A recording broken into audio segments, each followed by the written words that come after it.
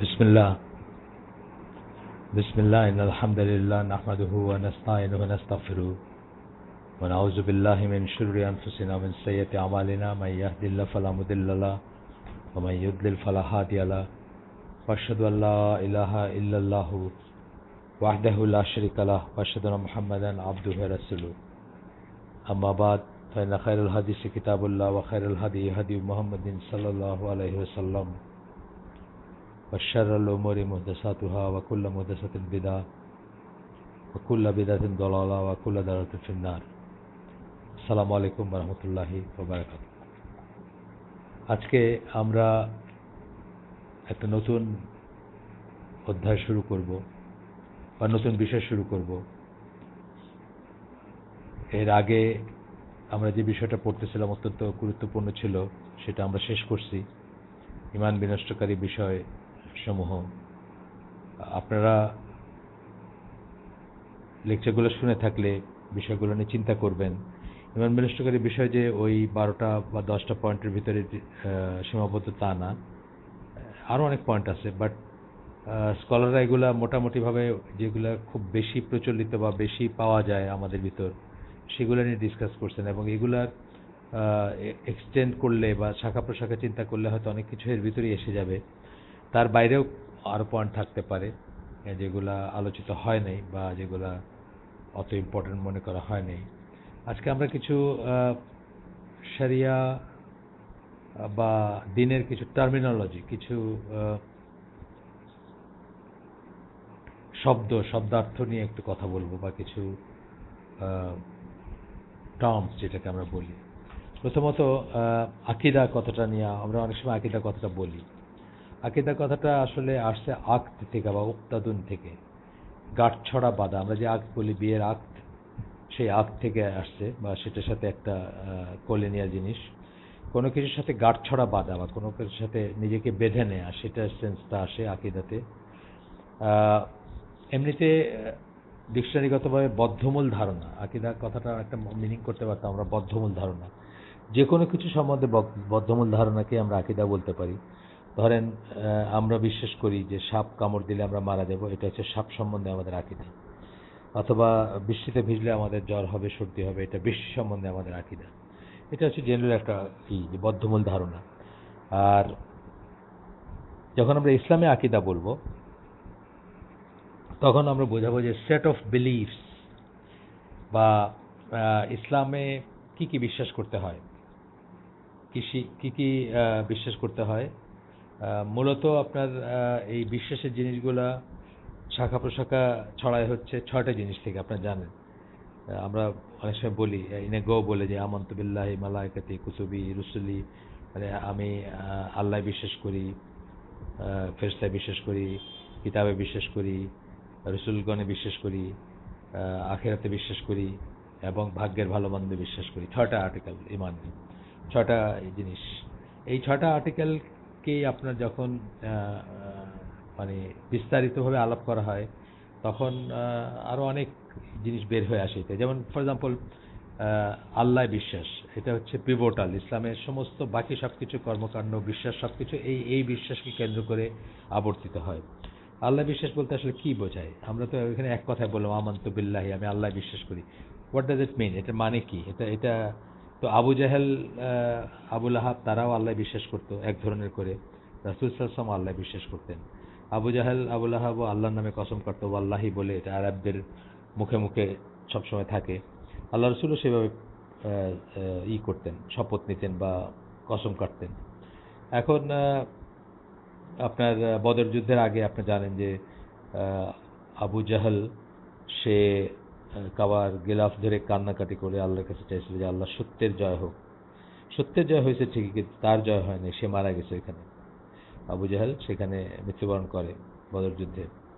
তো আবু জাহেলের যে আল্লাহর কাছে কান্নাকাটি করছে আবু জাহেল, এবং সে আল্লাহ বলতে যা বোঝাইছে বা বুঝছে, এবং আল্লাহ রাসূল সাল্লাল্লাহু আলাইহি ওয়াসাল্লাম যে আল্লাহর কাছে কান্নাকাটি করছেন বদর যুদ্ধের আগে, উনিও আল্লাহর কাছে প্রার্থনা করছেন, এবং তার মনে আল্লাহর যে ধারণা সেটা কি এক? সেটা এক না। তাহলে তো একজন কাফের একজন নবী হওয়ার কথা না, বা একজন মুশরিক একজন নবী হওয়ার কথা না। সুতরাং এই বিশ্বাসের জিনিসগুলা, যেমন আল্লাহ সম্বন্ধে আমরা কি কি বিশ্বাস করব, ফেরেশতাদের সম্বন্ধে কি বিশ্বাস করব, কিতাব সম্বন্ধে কি বিশ্বাস করব, রাসূল সম্বন্ধে কি বিশ্বাস করব, ভাগ্যের ভালো মন্দ সম্বন্ধে কি বিশ্বাস করব, বা আখিরাত সম্বন্ধে কি বিশ্বাস করব, এই জিনিসগুলোর যে আহ, যে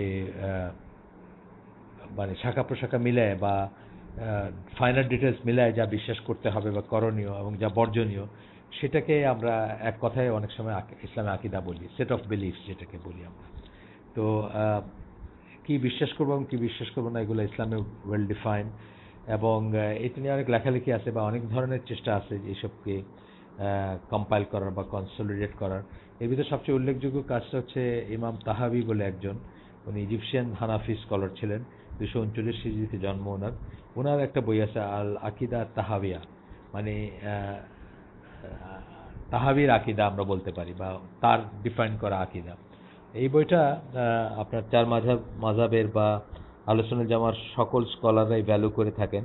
পয়েন্ট আকারে উনি এখানে 105টা পয়েন্ট উল্লেখ করছিলেন, এবং সেই 105টা পয়েন্ট এর উপর হাজার হাজার পৃষ্ঠা এই 1400 বছরের লেখা হয়েছে। আমার বহু স্কলার এটার উপর এটার লিখছেন, আপনার কি বলে, এটার ব্যাখ্যাই করছেন।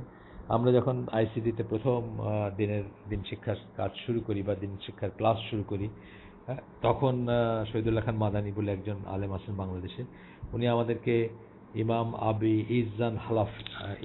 আবি ইজ আল হানাফি, এই এখন থেকে রাফলি 700 বছর আগের একজন স্কলার, তার একটা সারা বলে কিংবা ব্যাখ্যাও এই আকিদাত তাহাবি, আল আকিদাত তাহাবিয়ার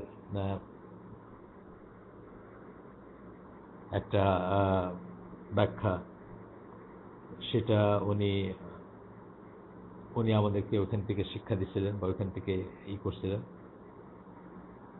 আপনার ওইখান থেকে আমাদেরকে ওই ব্যাখ্যাটা পড়ে শোনাইছিলেন আরবি থেকে বাংলায়। এরকম আরও অনেকে ব্যাখ্যা আছে, পরবর্তী স্কলারদের আছে। তো এটা অনেক ওয়াইডার একটা ব্যাপার, বা আমাদের স্কোপের বাইরে, না হলে তো আমরা চেষ্টা করতাম আপনাদেরকেও শেয়ার করতে। বাট এই পয়েন্টগুলো 105টা পয়েন্ট মোটামুটিভাবে সারা দুনিয়ার সকল মাযহাবের স্কলাররা এটাকে অ্যাকনোলেজ করেন যে এগুলো মোটামুটি ঠিকই আছে, এবং এইগুলো আমাদের বিশ্বাস হওয়া উচিত। তো আকিদা, তাহলে ইসলামে আকিদা যখন আমরা বলবো, তখন আমরা বলবো যে সেট অফ বিলিফস, যেগুলো ওই 6টা জিনিস যেগুলো বললাম, সেগুলাই হচ্ছে মেইন জিনিস। আল্লাহ, ফেরেশতাগণ, তার কিতাবসমূহ, তার ফেরেশতাগণ, তার কিতাবসমূহ, তার রাসূলগণ, এবং কিয়ামত বা আখিরাত, এবং ভাগ্যের ভালো মন্দের নির্ধারণ। এই 6টা পয়েন্ট, এই 6টা পয়েন্টের বিস্তারিতই সেই সেট অফ বিলিফস, বিশ্বাসের যে সেট হবে আমাদের, সেটাকে আমরা ইসলামে আকিদা বলি। আচ্ছা, এরপরে আমরা আরও 2-4টা শিখব, মানে টার্ম শিখব। একটা টার্ম অনেক সময় আসবে, আমরা কথায় কথায় বলবো যে সালাফ। সালাফ কথাটা মানে হচ্ছে পূর্বপুরুষ, আসলে যারা আমাদের দিনে আমরা বলতে পারি আমাদের মুরব্বী যারা, but not in the sense অন্যরা যেভাবে মুরব্বী মানে প্রেজেন্ট নাও অ্যান্ড হিয়ার মুরব্বী ইউজ করে সেই সেন্সের না। আমাদের পূর্বপুরুষ যারা, অ্যানসেস্টর যারা, তাদের কাছে আমরা দিন গ্রহণ করব। এখানে উল্লেখযোগ্য রাসূল সাল্লাল্লাহু আলাইহি ওয়াসাল্লাম একটা হাদিস হয়তো অনেকেই জানেন, সেটা যে আল্লাহ রাসূল সাল্লাল্লাহু আলাইহি ওয়াসাল্লাম একটা সহিহ হাদিসে বলেন যে best is my generation, then is next. এইভাবে 3 জেনারেশনের কথা বলেন যে সবচেয়ে ভালো হচ্ছে আমার প্রজন্ম, তারপরে প্রজন্ম, তারপরে প্রজন্ম। এটা বুখারী এবং মুসলিম দুইটারই হাদিস। এটা ইংলিশে যদি আমরা টেক্সটটা পড়ি তাহলে এরকম যে the best of mankind is my generation, then those who come after them, then those who come after them, এরকম অর্থ দাঁড়ায় আর কি ইংরেজিতে বললে। তো এই প্রথম 3 প্রজন্মকে আমরা সাধারণত সালাফ বললে প্রথমেই এদের কথা বোঝাই আমরা, যে আল্লাহ রাসূল, তার সাহাবী এবং যারা তাদেরকে করছেন, তাদেরকে ফলো করছেন, তাদেরকে আমরা সালাফ বলি, বা তাদের পথটাকে, যে পথের উপর তাদের পথটাকে আমরা সালাফদের পথ বলি। তারপরে অবশ্য যে কেউ যে সেই মেথোডোলজির উপর থাকবে, যে কেউ যে সেরকম আকিদা এবং মানহাজের উপর থাকে, তাদেরও আমরা বাই এক্সটেনশন সালাফ বলতে পারি। কিন্তু আসলে এই প্রথম 3 প্রজন্মকেই বোঝানো হয়। যখন প্রাথমিকভাবে সালাফ বলা হয়, তখন এই প্রথম 3 প্রজন্মকেই বোঝানো হয়। এখানে বলতেছেন যে time is not a factor in this definition, rather what matters is being in accordance with the Quran and Sunnah and beliefs, অর্থাৎ আকীদা, rulings and following the interpretation of the Salaf. Everyone who acts in accordance with Quran and Sunnah is a follower of the Salaf. মানে যে টাইমটা কোনো ব্যাপার না, যে সেই রকম বিশেষ সেই সালাফদের অনুসারী বা সালাফদের মতো করে জীবনযাপন করতেছে বা সালাফদের মেথোডোলজির উপর আছে, এটা আমরা বলবো। এটা একটা টার্ম হিসাবে আমরা আপাতত দেখি, পরবর্তীতে আমরা কখনো আরও যদি ডিসকাশনে যাই, এখানে অনেক বিস্তারিত আছে, আমরা সেটা পড়বো না বা সেটাতে যাব না, অনেক অনেক কিছু আছে এখানে। এখানে এই প্রসঙ্গত আরও কতগুলো আসবে, মানে হাদিস বা আরও কতগুলা কথা আসবে, যেমন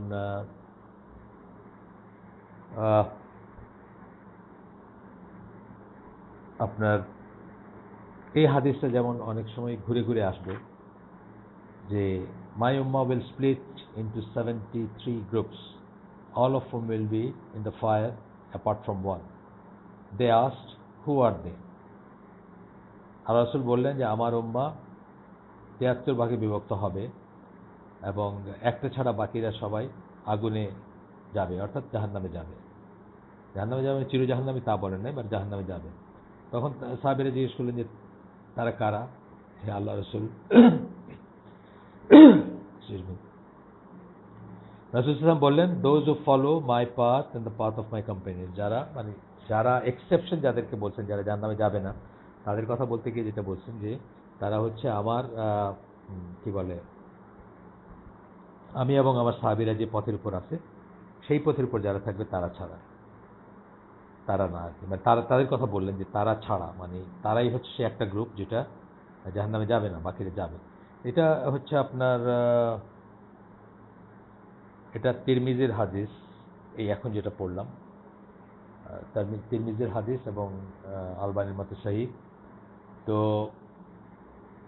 এই হাদিসটা এবং এরকম আপনার আরও কয়েকটা হাদিসের সামারি যদি আমরা করি, এটা একটা, তারপরে ধরেন এই যে একটা আরেকটা হাদিস আছে যেটা বর্ণনা যে আল্লাহ রাসূল একদিন মাটির উপরে কতগুলো রেখা টানলেন, একটা সরল রেখা, বাকিগুলো বাঁকা করে ইনক্লাইন্ড রেখা টানলেন, তারপরে বললেন যে এটা হচ্ছে আমার সিরাতুল মুস্তাকিম, আর বাকিগুলা সামারিটা বলতেছি আমি, আর বাকিগুলোর উপরে একটা করে শয়তান আছে, সেদিকে তাদের মানে মানুষকে সেদিকে ডাকে, শয়তানের পথে ডাকে। মিনিং যে আল্লাহ রাসূল সাল্লাল্লাহু আলাইহি ওয়াসাল্লামের পথ হচ্ছে সরল পথ এবং সেটা একটা, যেটা তার এবং তার সাহাবীদের পথ। বা আরও বর্ণনায় আছে যে তারা কারা, যখন সেফ সেক্টরের কথা বলছেন বা আরও অন্যান্য হাদিসে যখন বলছেন যে মানে একটাই হচ্ছে কারেক্ট পথ, তখন কখনো বলছেন আল জামা, কখনো বলছেন আমি এবং আমার সাহাবীরা যার উপর আছি। সব কথার একই মিনিং, আসলে সব কথা একই কথা। তো এইভাবে আমরা আরও দেখব, একটু পরে আমরা আরও কয়টা টার্ম দেখব বা টার্মিনোলজি দেখব। সেটাতে আমরা দেখব যে ঘুরে ফিরে একই কথা বলছেন যে তিনি এবং তার সাহাবীরা যার উপর, এবং তখন আল্লাহ রাসূল সাল্লাল্লাহু আলাইহি ওয়াসাল্লামের আন্ডারে যে মুসলিম জামাতটা ছিল সেটা একটাই জামাত ছিল, সেই জন্য আল জামা মানে দি জামা, মানে ওই জামাতটার কথা বলছেন, ওই জামাতের আকীদা মানহাজের উপর যারা থাকবে এটা বোঝাতে চাইছেন।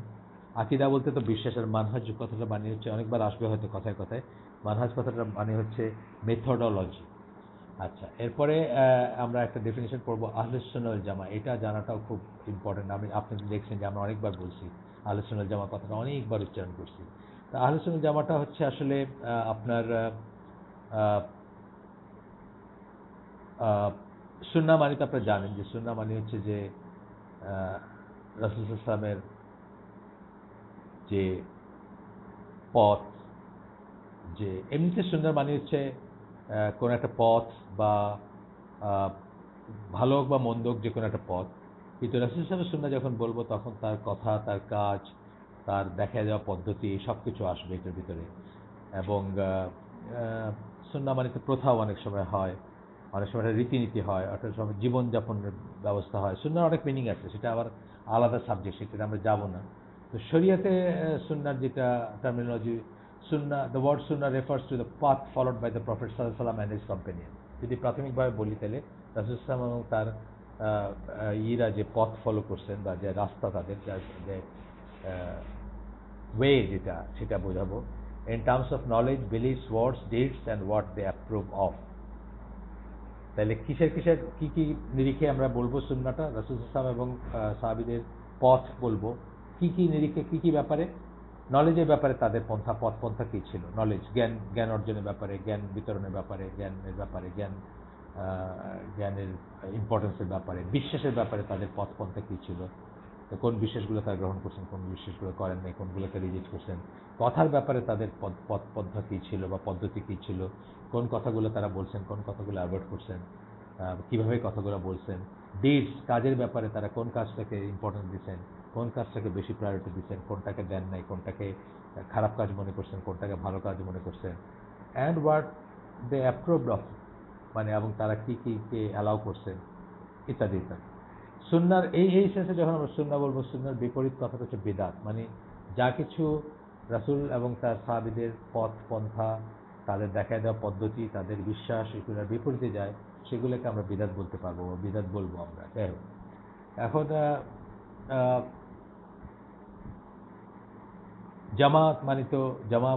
জামা মানে হচ্ছে একত্রিত করা, ফারাকা হচ্ছে এটার উল্টা ভাগ করা।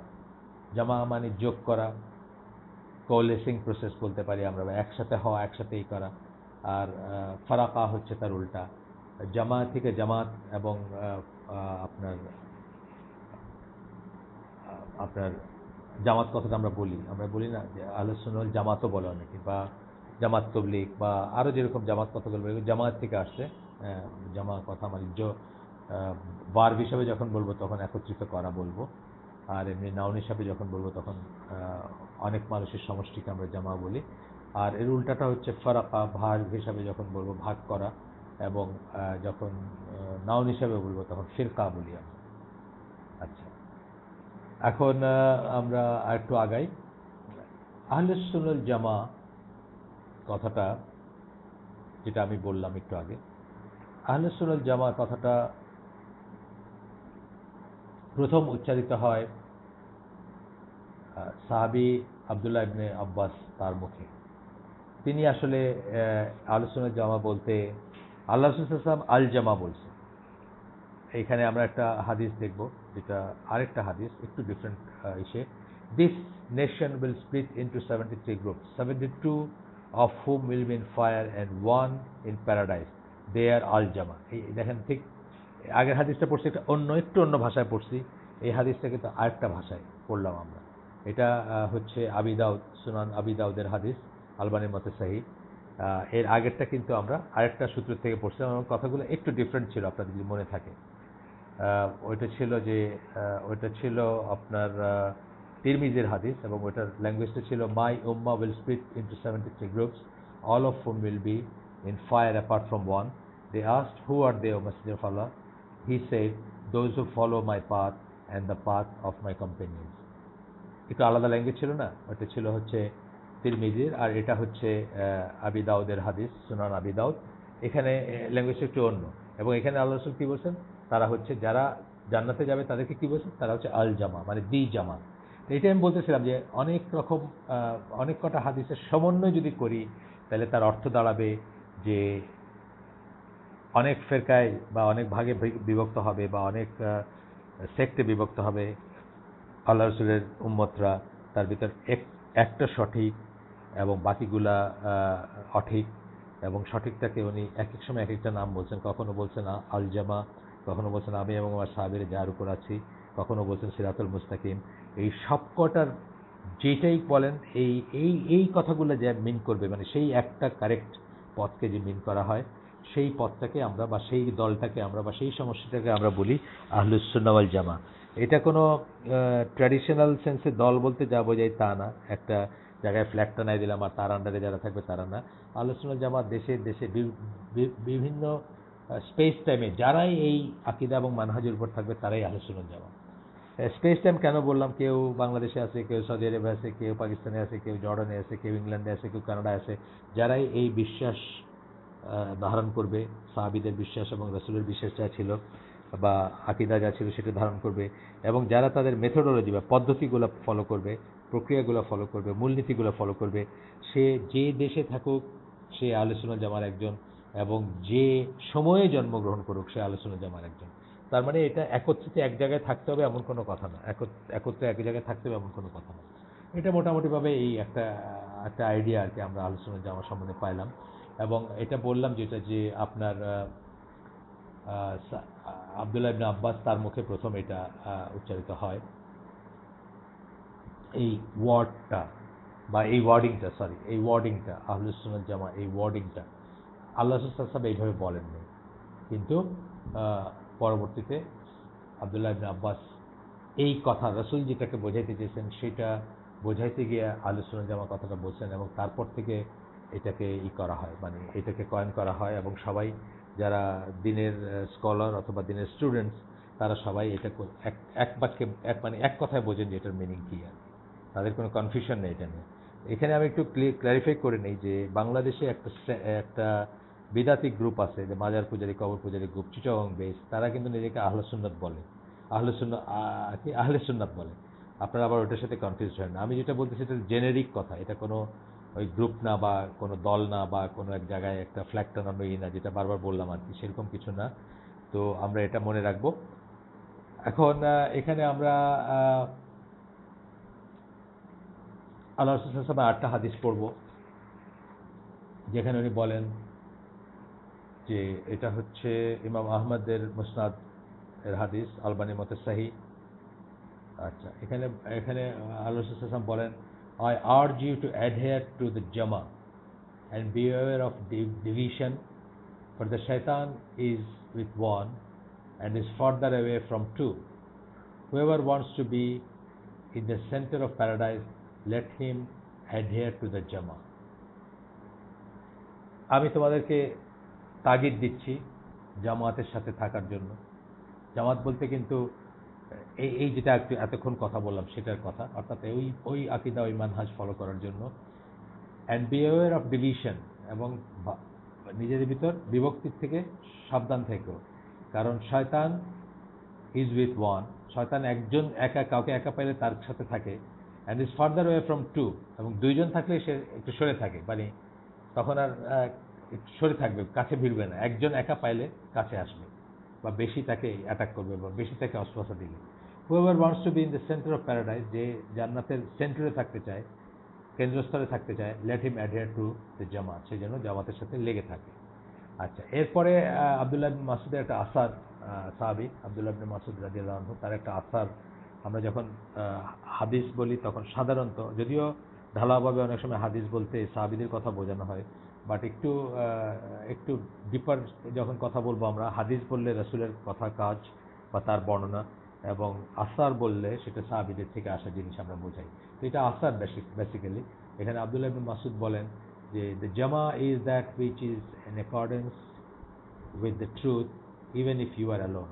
এখানে একটা জিনিস বুঝতেছি কি, যদিও জামা কথাটার মানে ছিল যে জড়ো করা, একত্রিত করা, সমষ্টি বা এই ধরনের সেল, কিন্তু যখন আমরা আহলে সুন্নাত জামা বলবো বা আল জামা বলবো, রাসূল এবং তার সাহাবীরা কোনটার উপর ছিলেন সেটার কথা যখন মিন করতেছি, তখন যেটা সত্যের সাথে যায়, যেটা কোরআন এবং সুন্নাহ বেস, সেটাই হচ্ছে জামা। সেটার উপর যদি আপনি একাও থাকেন, মিনিং ধরেন যে কোনো একটা দেশ বা কোনো একটা সময় বা কোনো একটা স্পেসে এমন হইলো যে মানুষজন এই সত্য থেকে সরে যেতে থাকলো, এবং একজন মানুষ শুধু সত্যের উপর থাকলো, তখন আমরা সেই একজন মানুষকেই জামাত বলবো, সেই একজন মানুষকে আহলে সুন্নাত জামা বলবো।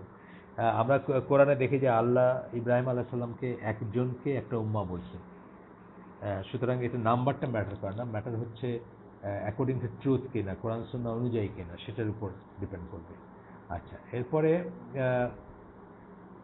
আবার বলতেছেন একটু যে so Ahlus Sunnah Jamaa are those who adhere to the Sunnah of the Prophet sallallahu alaihi wasallam and the path of his companion, and those who follow them and adhere to their path in belief and word and deed. Those who adhere to following Sunnah and avoid innovation, অর্থাৎ কথায় কাজে বিশ্বাসে যারা আল্লাহ রাসূল এবং তার সাহাবীদেরকে follow করেন, যারা বিদআত বা নব্য প্রথাকে ফলো করেন, ইনোভেশনকে অ্যাভয়েড করেন, নব্যতাকে অ্যাভয়েড করেন, এড়ায় চলেন, পাশ কাটায় চলেন বা রিজেক্ট করেন, they will continue to prevail and will be supported by Allah until the day of resurrection. তারা কি করবে? তারা টিকে থাকবে এবং আল্লাহ তাদেরকে সাপোর্ট করবেন কিয়ামতের দিন পর্যন্ত। Following them is right guidance and going against them is misguidance. এই পথে থাকা হচ্ছে রাইট গাইডেন্স এবং এই পথ থেকে সরে যাওয়া হচ্ছে মিসগাইডেন্স। আর এই আমরা পরে দেখব যে এই যাদেরকে আমরা আহলে জামা বলতেছি, তাদেরকে আপনার ডিফারেন্ট নামে দেখবেন অনেক সময় করা হয়। কখনো তাদেরকে বলা হবে তাইফা মানসুরা বা বিজয়ী দল বা সাহায্যপ্রাপ্ত দল, কখনো তাদেরকে বলা হবে ফেরকাতুন নাজিয়া বা নাজাতপ্রাপ্ত দল বা নাজাতপ্রাপ্ত গোষ্ঠী বা নাজাতপ্রাপ্ত সমষ্টি, এইভাবে বলা হবে।